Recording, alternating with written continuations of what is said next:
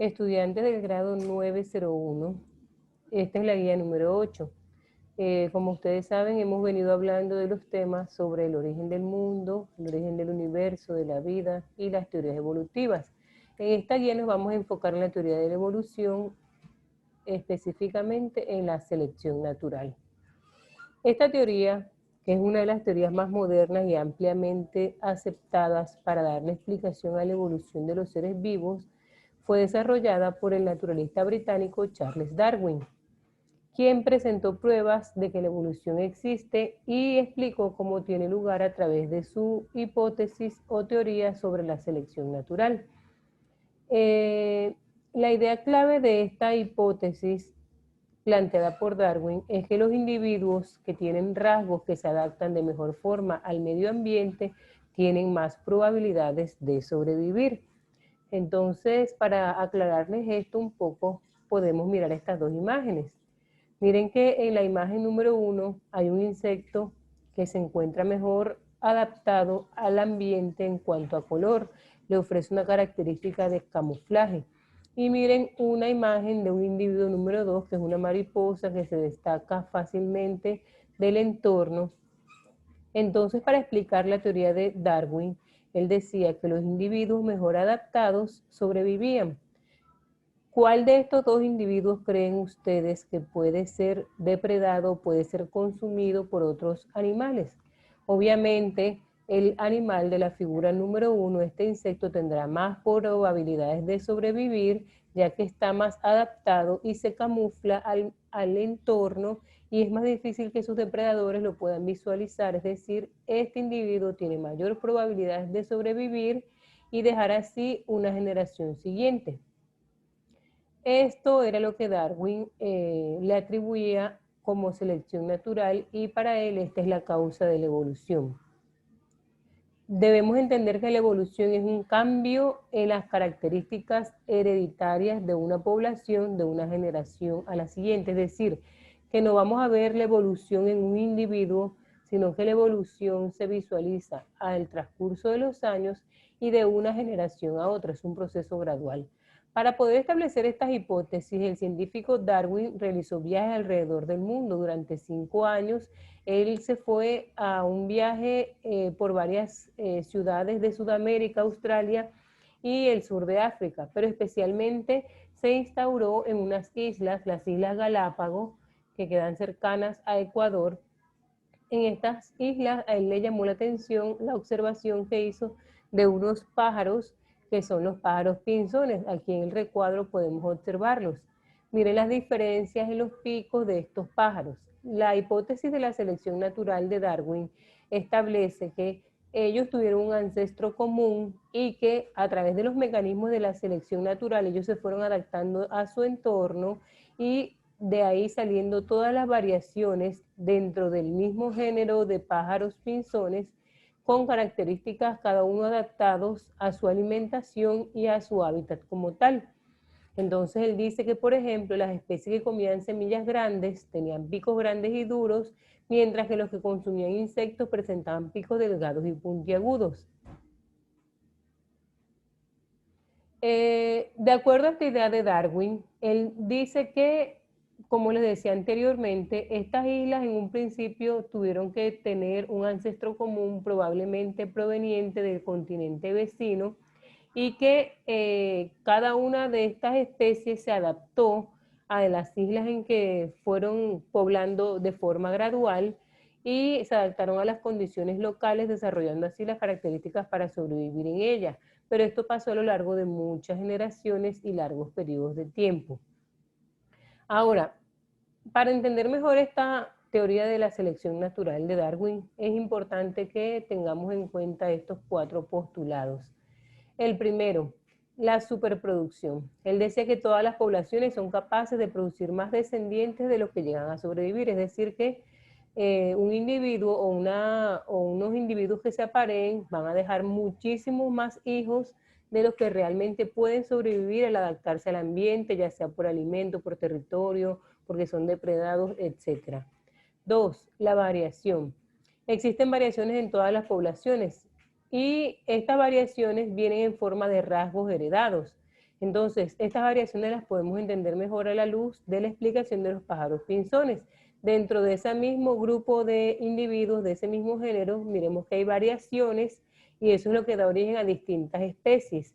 Y cada individuo le transmite por medio de sus genes esta característica a sus descendientes. La selección. Él decía que en un ambiente determinado, poseer un rasgo particular le da mayor o menor probabilidad a los individuos de sobrevivir y tener descendencia. Entonces aquí, para poder explicarles este punto, recordemos la imagen del insecto hoja bien camuflado y la mariposa. Entonces, estas características particulares, en este caso el camuflaje, le permiten al insecto hoja sobrevivir más en este entorno que a la mariposa.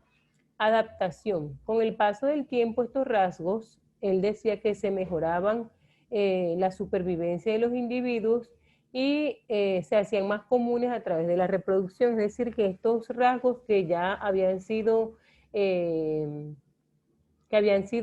adquiridos por la misma selección natural se iban transmitiendo a su descendencia.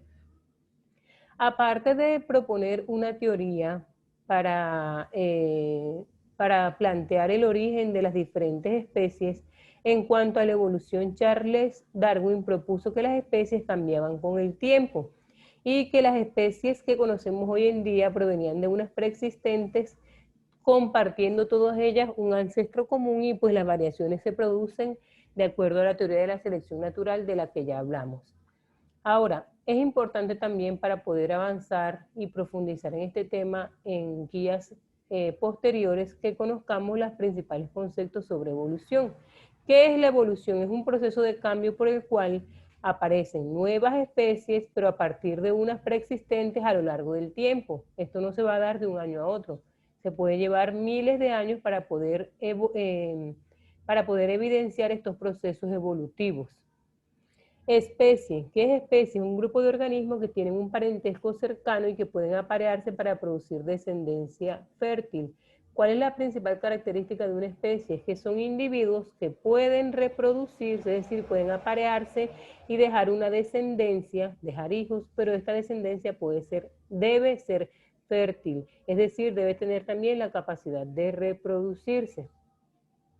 La selección natural, que es el proceso por medio del cual los individuos que están mejor adaptados a su ambiente sobreviven y se reproducen con más éxito que los individuos menos adaptados. Según esta teoría, él explica el mecanismo de la evolución. ¿Qué es adaptación? Es un cambio ya sea anatómico, en la forma, fisiológico, en el funcionamiento o en la conducta de un individuo que mejora su capacidad de supervivencia en una población. Entonces, por selección natural, los individuos mejor adaptados son los que sobreviven y pueden dejar descendencia.